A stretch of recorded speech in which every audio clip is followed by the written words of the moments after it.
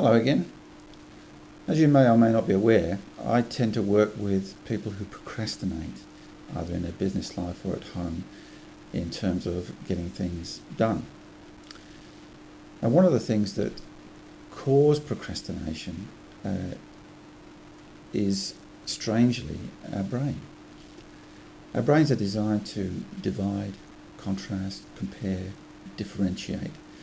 And that's a wonderful, wonderful quality because it's produced a sort of society in terms of technology that is absolutely fantastic. We wouldn't have computers, cars and so on without that. However, this ability to divide, contrast, compare, differentiate also has its problems. For every single object, word, thought that we have, we create an internal map centered around the meaning we put on each one of those things. Let me give you an example. Think of a red Honda motor vehicle, a Civic. There's a particular one I've got in mind. For me, my map, the connections I've made around that car within my brain include things like, I don't like red because it fades. I like Hondas because they're small, they're nippy and they go fast.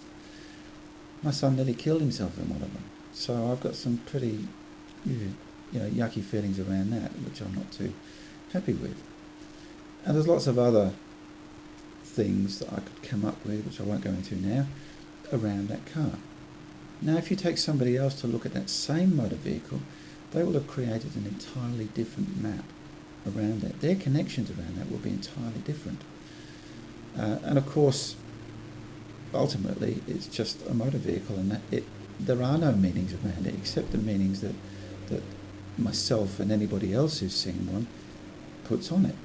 So if we could take that to another level in terms of the different maps that we create in our brains in terms of what we do, then some of these maps can conflict. And I'm thinking particularly in terms of procrastination and productivity. So one person, for instance, might have a particular underlying thought that they don't deserve, or they're not good enough, or they're not worthy of doing a particular task. And yet they consciously want to do that. They have one map that says, I'm not good enough, I'm not worthy. Another map that says, yes, I need to get this done for whatever reason. And they conflict. So we have this internal wrestling match going on within us.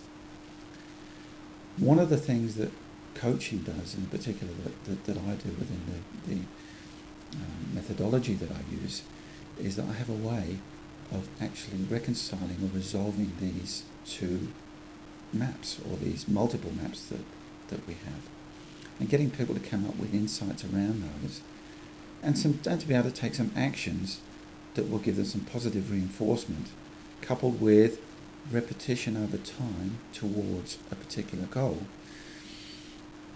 That will tend to produce ongoing positive results. And all I'm doing is inviting you to consider that. And if you're interested and you want to know more about how this might be affecting you, why not give me a call? I'm happy to talk to you pretty well any time, as long as I'm not with somebody. Thanks for listening.